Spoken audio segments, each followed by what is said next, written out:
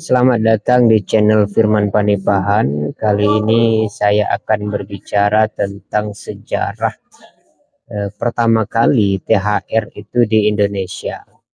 Ini penting bagi teman-teman sebagai argumen akademis untuk meminta THR kepada perusahaannya atau kepada lembaga tempat dia bekerja.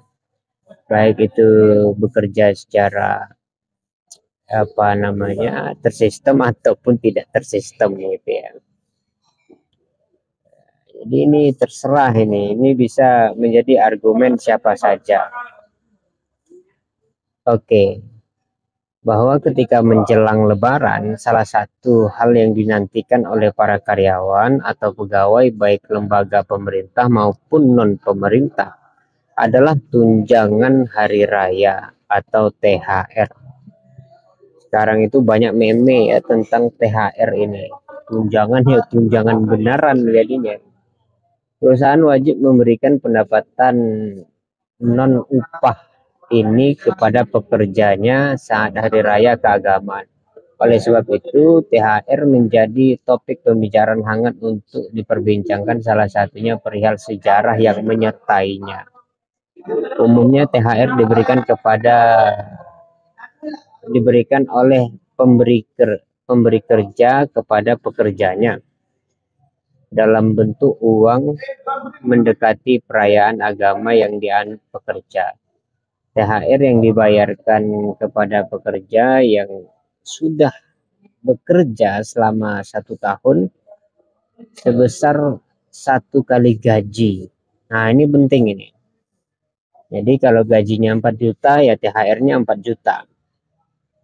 Jadi jangan mau dikasih THR 500.000 gitu. Jadi sejarahnya itu harus benar gitu ya. Sementara bagi pekerja yang kurang dari setahun, THR akan dibayarkan dengan perhitungan secara profesional.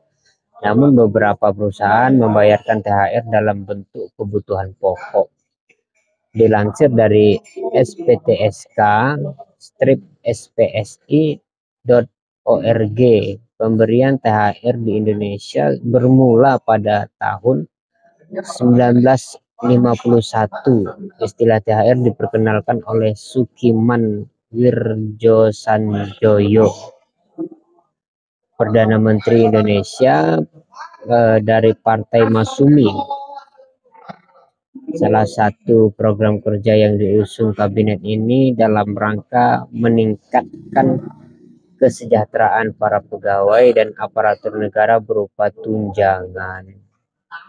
Kebijakan ini menuai pro dan kontra dari berbagai kalangan, salah satunya dari buruh. Sejumlah aksi pun dilakukan para buruh sekaligus menuntut pemerintah supaya mengeluarkan kebijakan yang sama untuk perusahaan kepada para pekerjanya. Hal ini dilakukan sebab buruh merasa ikut serta berkontribusi bagi perekonomian nasional. Akhirnya, pemerintah menerbitkan peraturan agar perusahaan bersedia memberikan THR kepada para karyawan. Sejak itu, istilah THR populer di Indonesia. Meskipun demikian, kebijakan resmi mengenai THR resmi dikeluarkan sekian tahun berikutnya sesudah rezim berganti. Pemerintah mengeluarkan Peraturan Menteri Tenaga Kerja RI nomor 4/1994 tentang THR keagamaan bagi pekerja di perusahaan pada Orde Baru. Peraturan ini menguatkan payung hukum para pekerja mengenai memperoleh THR. Nah, ini argumen ilmiahnya ya. Saat masa reformasi, peraturan tersebut disempurnakan melalui Undang-Undang Nomor 13 Tahun 2013 tentang Ketenagakerjaan, dengan salah satu isinya mengatur THR. Jadi teman-teman yang bekerja di perusahaan atau di mana saja, THR itu sifatnya bukan sukarela atau boleh diberikan atau tidak. Itu adalah hak pekerja kepada tempat dia bekerja. Jadi itu boleh diminta dan bisa dituntut karena ada payung hukumnya. Jadi begitu kira-kira tentang THR di Indonesia. Orang yang pertama kali yang mengenalkannya adalah Sukiman Wirjo Sanjoyo dari Partai Masumi. Sekian, terima kasih.